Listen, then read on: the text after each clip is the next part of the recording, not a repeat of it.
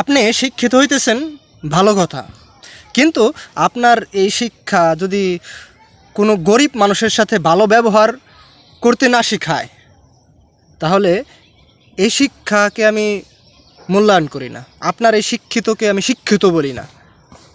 আপনি অনেক বড় শিক্ষিত মানুষ, অনেক জানলেওয়ালা, আপনি ভালো সার্টিফিকেট অর্জন করছেন, আলহামদুলিল্লাহ, কিন্তু আপনি গরিব মানুষের সাথে খুব রুড ব্যবহার করেন, খুব খারাপ ব্যবহার করেন, তাহলে এই শিক্ষিত আর এই শিক্ষার ব্যক্তিগতভাবে আমি কোনো মূল্যায়ন করি না।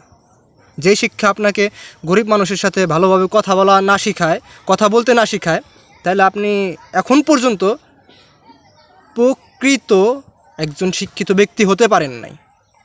আপনি তখনই একজন ভালো মানুষ হবেন যখন আপনি সবার কাছে ভালো হবেন, যখন ম্যাক্সিমাম মানুষ আপনাকে ভালো বলবে।